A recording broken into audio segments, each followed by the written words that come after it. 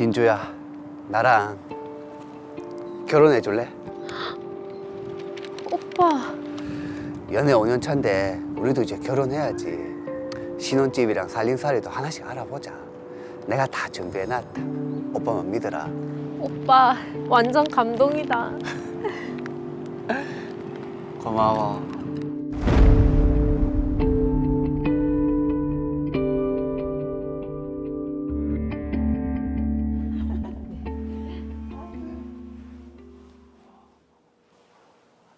어떻노? 깔끔하고 구조도 넓게 잘 빠진 것 같고 좋네. 근데 여기 위치가 이번에 시에서 새로 조성한 공공단지에 들어선단다. 그래서 가격도 더 저렴하고. 신혼부부세요? 모델하우스 괜찮죠? 네, 깔끔하고 좋네요. 그럼 혹시 분양은 언제부터 하나요? 저희는 공공임대주택이고 5년 올 전세 임대로 분양합니다. 올 전세요? 그럼 돈 모을 수 있는 절호의 기회가 되겠네. 입주는 2년 뒤부터 할 수 있어요. 근데 지금 저희가 신혼집을 구하는 거라서 2년 뒤면. 우리 아직 결혼식도 남았으니까 일단 내가 살던 데서 같이 살고 차근히 준비해서 여기 들어가면 어떻겠노? 그 전세금은 얼마나? 전세금은 1억 원이고 계약할 때 10% 내시고 잔금은 입주할 때 내시면 됩니다. 완전 대박이네. 우리 여기로 하자. 그래, 여기로 하자. 대신 내 운전 연수 잘 시켜줘야 된대. 오케이. 걱정 붙들어 매라. 아이고, 그럼 인터넷으로 모집 공고가 올라올 건데 그거 보시고 온라인으로 지원하시면 됩니다. 예. 네. 5년 동안 임대료 없이 살 수 있다니 정말 꿈만 같았습니다. 인터넷은 물론이고 언론에서도 지역 최초의 올전세 임대주택이란 홍보기사가 쏟아졌기에 저희 부부는 믿고 계약을 하기로 했습니다. 그런데 여보세요? 오빠, 모집 공고문 봤나? 지금 보고 있지. 그때 임대료 없다고 했잖아. 그랬지. 근데 여기 월 29만 원 써진 건 뭐고? 29만 원? 에이, 그럴 리가. 내가 한번 알아볼게.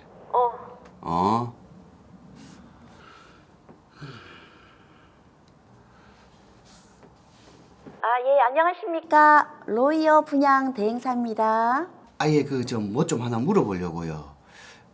원래 올 전세 임대라고 되어 있는데. 예. 올 전세 임대 맞습니다. 혹시 모집 공고 보셨어요? 예. 여기 월 29만 원이라고 써 있는데. 그거는 처음에 금액을 그렇게 했는데 지금은 조율해서 올 전세형으로 나왔어요. 공고상에만 그렇게 나온 거니까 신경 안 써도 됩니다. 그럼 계약하면 월 임대료가. 없는 걸로 생각하시면 됩니다. 저희가 공공임대라 민영 아파트랑은 달라서 그렇게 적어놓기만 했거든요. 금액 조율을 해서 올 전세형으로 나왔으니까 걱정 마세요. 예. 제가 괜한 오해를 했네요. 예. 걱정 마세요. 예. 저는 걱정이 되는데요. 저희는 분양 대행사의 말을 믿고 청약을 했고 결혼 후 공공임대 아파트에 입주했습니다. 그런데 입주 2년 차가 되던 해 맞다. 관리비 나왔던데. 자. 여보 이게 뭐고? 뭐? 임대료가 월 29만 원 나왔는데? 우리 올 전세 알가? 5년 올 전세 맞지? 뭔가 착오가 있나 본데. 이건 처음이랑 얘기가 다르잖아. 뭐가 어떻게 된 거지?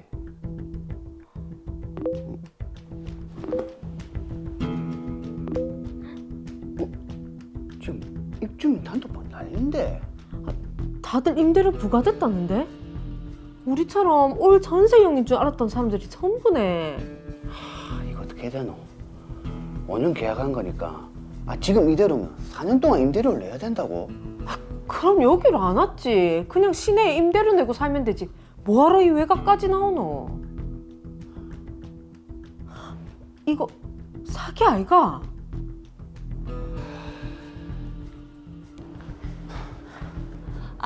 어서 오세요. 아니 분양할 때는 월 임대료 없다더니 이게 지금 뭡니까? 기본은 전세형 아파트가 맞습니다. 그때 공공은 자세히 안 보셨어요? 각 타입별로 구체적인 전세형 임대 조건을 선택해서 계약할 수 있다고 되어 있었잖아요. 임대 조건요? 아니 그때는 올 전세형이라서 공공주택이랑 민간주택은 규정이 다르다고 했잖아요. 입주자 공고문 서류가 이렇게 딱 남아 있는데 저희가 거짓말 하겠습니까? 계약할 때 그런 거 꼼꼼히 보고 하셨어야죠. 뭐라고요?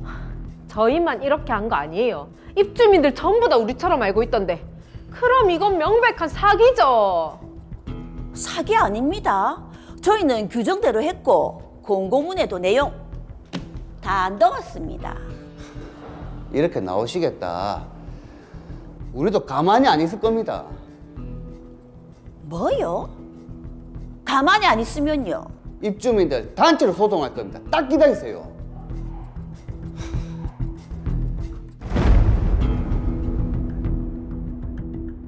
자, 월세가 없다고 했는데 지금 입주민들에게 월세가 부과됐습니다. 굉장히 당황스러운데요. 그렇습니다. 지금 입주민들이 굉장히 황당한 그런 사건인데 빨리 해결을 위해서 사건 정리부터 해보겠습니다. 박성준, 오진주 씨는 결혼을 약속하고 집을 알아보던 중 공공 임대 아파트를 알게 됐습니다.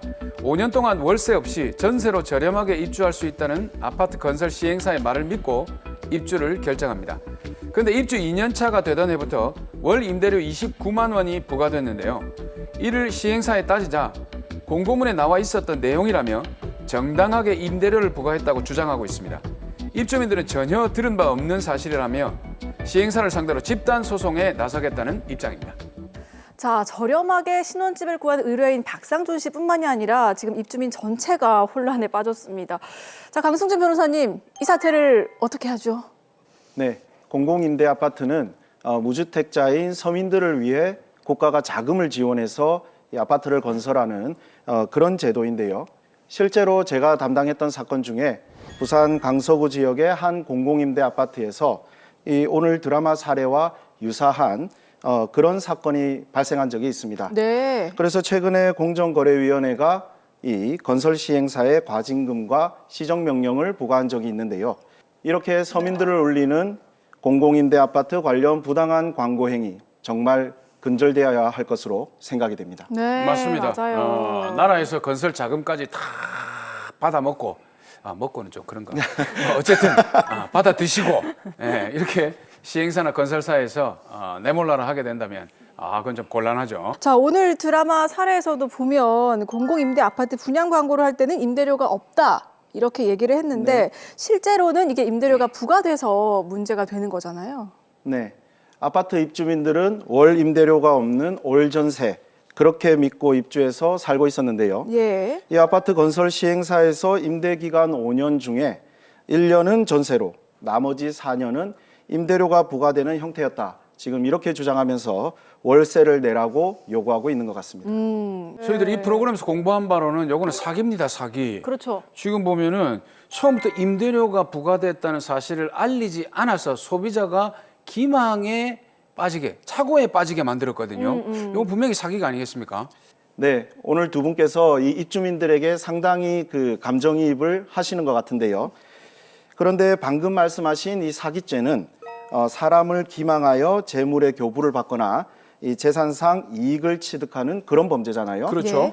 이 사기죄가 성립하기 위해서는 사기의 고의, 그리고 타인을 속이는 기망행위, 그리고 손해의 발생 이런 요건들이 충족되어야 합니다. 그런데 사실 오늘 이 사건에서 기망행위나 손해의 발생 부분은 어느 정도 충족될 수 있을 것 같은데 이 고의 부분은 수사기관에서 어떻게 볼지 조금 애매한 부분이 있는 것 같습니다. 그러면 사기죄가 성립되려면 조금 더 살펴봐야 할 문제인 것 같고. 네. 자, 그래도 어쨌든 광고가 지금 잘못된 부분은 있는 거잖아요. 뭔가 뭐 처벌이나 행정 제재 같은 게 있어야 하지 않을까 이런 생각이 들어요. 당연합니다. 예. 큰 제재가 필요합니다. 그러니까 그런 제재가 없으면 앞으로 뭐 건설업을 하는 사람들은 모두가 이렇게 허위 과장 광고를 할 수가 있고 그 서민들이 피해를 고스란히 보지 않겠습니까? 네. 그래서 우리나라에서는 표시 광고의 공정화에 관한 법률, 줄여서 표시광고법이라고 하는데요. 이 표시광고법 제3조를 보면 사업자는 소비자를 속이거나 소비자로 하여금 잘못 알게 할 우려가 있는 부당한 표시광고를 하여서는 아니 된다. 이렇게 규정하고 있습니다. 자, 그러면 오늘 이 사례에서도 박상준 씨의 아파트 분양 시행사가 이 표시광고법 제3조를 위반했다. 이렇게 볼 수 있습니까? 네, 맞습니다. 표시광고법 제3조에서는 이 부당한 표시광고 행위를 거짓 과장의 표시광고, 기만적인 표시광고, 그리고 부당하게 비교하는 표시광고, 또 마지막으로 비방적인 표시광고 이렇게 4가지로 구분하고 있는데요. 네. 오늘 드라마 사례처럼 월 임대료 없는 올 전세라고 광고해 놓고는 입주 1년 뒤에 갑자기 임대기간 5년 중에서 1년만 전세고 나머지 4년은 임대료가 부과되는 형태다. 이렇게 말하면서 월 임대료를 부과하는 건 이 4가지 중에서 기만적인 표시 광고에 해당한다고 볼 수 있습니다. 네. 자, 기만적인 표시 광고. 쉽게 말해서 소비자를 속이는 광고 행위다. 이렇게 봐야 될 것 같은데 그렇다면 이게 법적으로 기만적인 표시 광고의 성립 요건 그거 좀 알아봐야 되지 않을까요? 첫 번째로 광고 내용의 중요한 사실을 은폐 축소하는 기만성, 이것이 인정되어야 하고요. 네. 두 번째로 이 기만 행위에 소비자를 충분히 오인하게끔 만들 수 있다는 우려가 인정되어야 합니다. 네. 그리고 마지막 세 번째로는 이런 소비자의 오인으로 인해서 공정한 거래 질서를 저해할 우려가 인정되어야 합니다. 자, 변호사님, 그러면 드라마 같은 경우에는 공공 임대 아파트 분양 광고의 첫 번째 이 기만성이 있었다고 볼 수 있나요? 이 전세냐 월세냐 하는 것은 사실 소비자, 그러니까 입주민이 분양 계약을 체결할지 말지를 결정하는데 아주 핵심적인 거래 조건에 해당한다고 볼 수 있잖아요. 아우, 네. 그럼요. 그런데 아파트 건설 시행사가 임대기간 5년 동안 임대료 부담 없는 올 전세라고 대대적으로 광고하면서 사실은 전세 방식이 1년에 한정된다는 이 핵심적인 거래 조건을 예. 은폐, 그러니까 숨긴 게 되겠죠. 그렇습니다. 이 올 전세 광고에는 아파트를 선택하는 데 있어서 아주 핵심적인 거래 조건인 전세냐 월세냐에 대한 내용을 은폐한 기만성이 있다. 이렇게 볼 수밖에 없을 것 같습니다. 자, 그러면 기만성이 인정된다는 것이고 두 번째로 짚어주신 게 소비자를 오인시킬 우려가 있다는 점. 이 부분은 어떻습니까? 네, 오늘 드라마 사례에서 보면 박상준 씨도 모델하우스에서 올 전세라고 설명을 듣고 또 분양 대행사에 전화까지 해서 올 전세라고 확인을 받았잖아요. 예. 여기에 TV나 신문 보도, 인터넷 광고에서도 올 전세라고 대대적으로 정말 광고가 되어 있었고요. 예. 그래서 박상준 씨와 입주민들 입장에서는 임대기간 5년 동안 계속해서 임대료 없이 전세 방식으로 거주할 수 있을 것으로 인식할 수밖에 없었기 때문에 이 올 전세 광고에는 소비자 오인성이 있었다. 이렇게 인정될 것으로 생각됩니다. 자, 그러면 이제 그 기만성, 오인성은 인정이 됐고요. 마지막으로 이제 그 공정거래 저해성이거든요. 요건 어떻게 인정될까요? 네, 입주민들 입장에서 한번 생각을 해보죠. 네. 그러면 1년만 전세고 나머지 4년은 월세를 내야 한다는 이 사실을 알고 있었다면 처음부터 이 아파트에 입주하지 않고 다른 집을 알아봤겠죠. 그렇죠. 당연하죠. 오늘 드라마 사례에서도 박상준 씨의 아내분이 그렇게 말을 하는데요. 예. 네. 이 전세와 월세는 정말 큰 차이가 있잖아요. 그럼요. 당연합니다. 예. 결국 입주민들 입장에서는 이 아파트가 아니라 다른 전세 방식의 집을 선택할 수 있는 기회를 빼앗긴 것이 되고 이렇게 다른 합리적인 선택을 할 기회를 잃어버림으로써 공정한 거래를 하지 못하게 된 것이다. 이렇게 인정될 것으로 생각이 됩니다. 자, 그럼 종합을 해보면 아파트 건설 시행사의 표시 광고가 위법이다 이렇게 의심이 되는 상황인데 네. 자, 그러면 지금 박상준 씨와 입주민들이 어떤 조치를 취할 수 있을까요? 2가지 조치를 생각해 볼 수 있을 것 같은데요. 첫 번째로는 공정거래위원회에 표시광고법 위반으로 신고할 수 있을 것 같고요. 예. 두 번째로는 법원에 채무부존재 확인해소 또는 손해배상 청구 민사소송을 제기해 볼 수 있을 것 같습니다. 네. 첫 번째로 말씀해 주신 게 공정거래위원회에 표시광고법 위반으로 신고를 하는 것. 이것만으로도 입주민들의 피해가 구제받을 수 있습니까? 그래서 제가 법원에 채무부존재 확인해소 또는 손해배상 청구 민사소송을 제기할 수 있다 이렇게 말씀을 드렸는데요. 네.